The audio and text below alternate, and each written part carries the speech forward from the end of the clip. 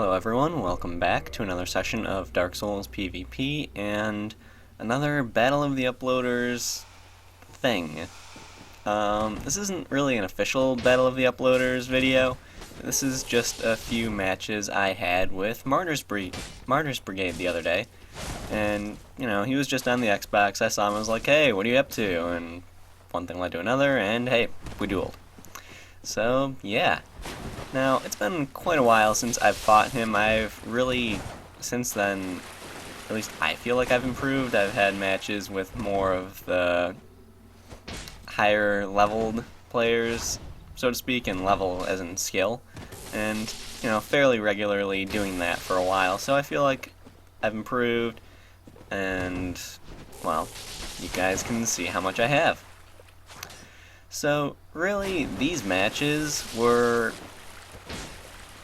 what's the right way to say it? I did lose a lot. I really did lose quite a bit. But I'm still very happy with how often I won.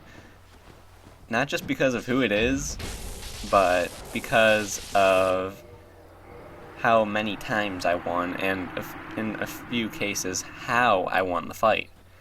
I mean, you'll see a little later on, but I definitely had a few clear victories, which is usually something that he'd be getting, and he has quite a few of those. I think in a few matches I don't even hit him once, so that's really not saying anything good about my skill level, but it happens.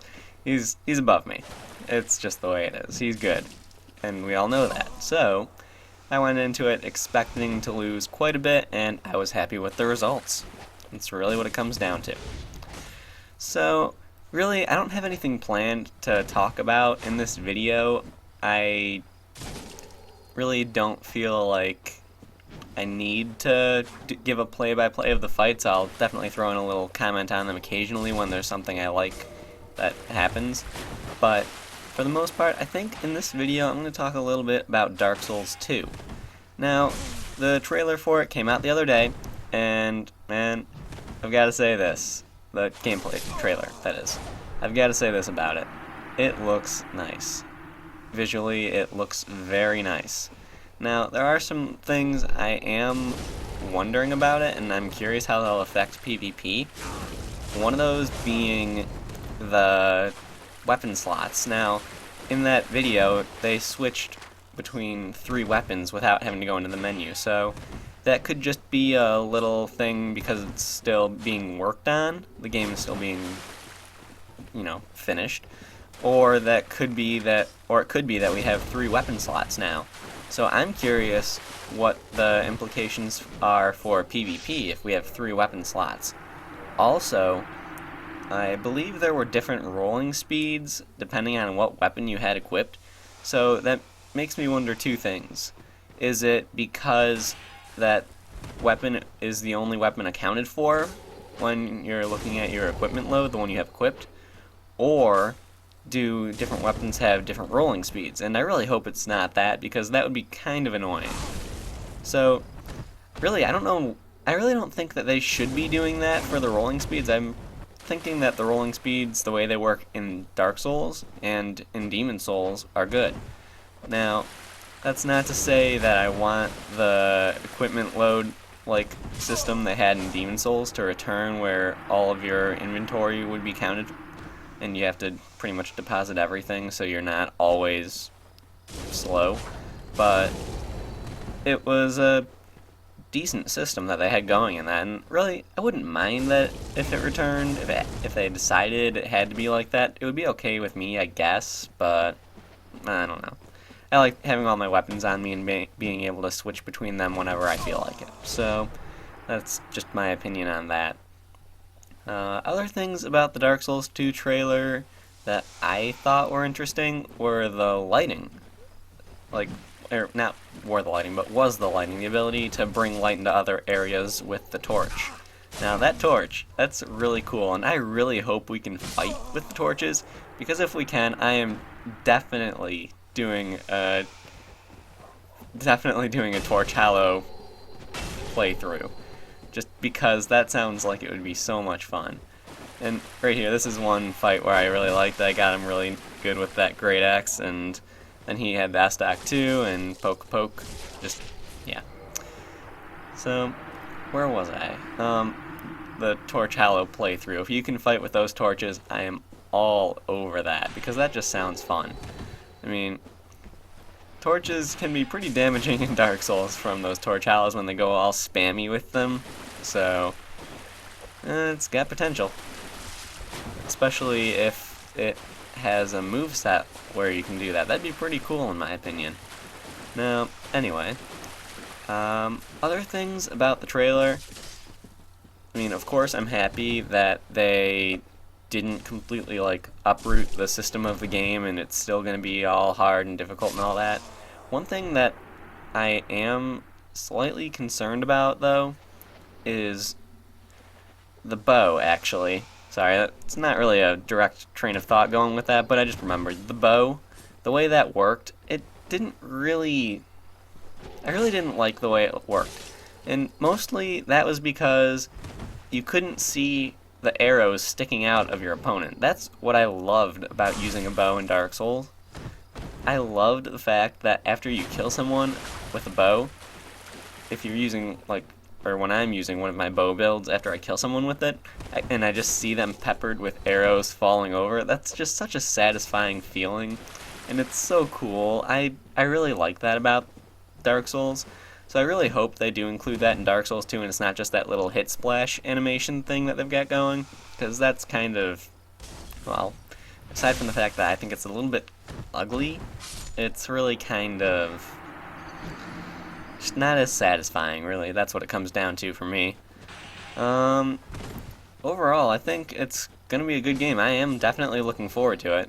I'm curious about the thrown weapons, if we'll have a chance to use those throwing axes, or any other sort of thrown weapon. That'd be pretty cool. And that would lead to some interesting things in PvP too, I think, because right now we've got the fire bombs, poison throwing knives, and regular throwing knives. So there's really not much there for thrown weapons. But if you throw in some throwing axes that are gigantic like that, I think throwing weapons will become pretty commonly used, actually. Especially if they hit decent damage. Because, really, in this game, firebombs, I am loving the black firebombs. They can hit decent damage. And actually, this fight right here, before I go any farther, I really like this fight because I never thought I would land that R2 attack on Martyrs. Just never thought it. Made my night. Followed by another fight a little later on, that makes my night even more. So, black firebombs, that's what I was talking about. They can hit, like, pretty much consistently for 100 damage. Pretty much no matter what your opponent's wearing. The lowest I think I've hit is about 100 damage, maybe 98. Less, of course, if I hit their shield or whatever, but really, they do have some good potential for damage if you use them in the right situations. They can be used to finish off an opponent pretty good. I mean, if you can predict where they're going, unlock, and free aim throw that firebomb, that's great. So, really, if you get something that's even more damaging than a black firebomb is in this game, and make it a throwing weapon, I'm thinking we could probably see some builds based on throwing weapons. That would be really cool, in my opinion. It would be like, I don't know. It would be really strange to see, and it would probably be based a lot on how accurate the thrown weapon is. But if you could do it, that'd be pretty cool if the damage was good enough. I mean, and by good enough, I mean it could be even like 200 damage consistently. That would be good enough, in my opinion, to make it viable, especially at low levels. That would be incredible. So, I don't know, there's a lot that can change. I'm looking into the PvP aspect of it, and there's really a lot of implications that are interesting and concerning at the same time. And that last fight, that turnaround unlocked poke, so close. That was such a close fight. I never thought I would have landed it. I thought we were both going to die, and actually so did he. And that was just a really, really close fight. And I think in this fight, I tried doing something I was talking about the other day with one of my friends. we were talking about different little PvP techniques. Because if you go for a wake-up hit after you backstab or riposte someone, chances are they'll roll backstab you. And we were talking about a way to counter that and still attempt a counterattack. Or, not a counterattack, but a wake-up attack. So, what we came up with, in theory, was unlocked turning around with your swing so you could poke them instead. And I tried doing that, and it was the first time I had tried doing that, and needless to say, it was a bad idea to try doing that on martyrs. So, yeah, need some more practice on that, but if I do get any good results from that, I will definitely be posting them, so yeah. Different little PvP techniques. And really, this fight here actually was a very good fight, on my end at least. I had quite a bit of luck with the Shodel, and I'm really starting to like it. I believe it was the Sunlight Blade again, shout out to you, or him, or whatever. I believe he used the Shodel recently, and right here, Black Fire Bomb, boom. Completely off topic, or not off topic, but losing that train of thought about the Shodel. That Black Fire Bomb, that's exactly what I was talking about, and that made my night so good. And really, I should have weapon switched there. That would have been the smart thing to do. It probably would have ended the fight on a different note. But anyway, the Shodel. I was saying something about that and the Sunlight Blade. He was using it the other day with some gankers or against some gankers or whatever, and it looked like he was having a good time with it. He's loving that weapon, and I'm definitely going to have to do a weapon showcase on it because it is very convenient to have, especially against turtles. That's really what you want the Shodel for. And in my opinion, using it with the Greatsword, because I can still fast roll with both of them equipped, using it with the Greatsword and switching between the two, like, very, very often, is a very viable strategy with it. Because people will tend to try and block the Greatsword because it's big and they don't want to get hit by it. So that'll get them to put their shield up, and then you can just quickly switch to the Shodel and use its R2 attack and sneak in the damage around the shield. So really, it's a pretty viable combination. And right there, that backstab, I don't know, that was a bit laggy for me. I didn't really care for that backstab much, but in the end, this was a really good fight. It was close. I believe after the fight, he said he had, I think it was 8 health left, and just right there, I was like, oh my god, I won.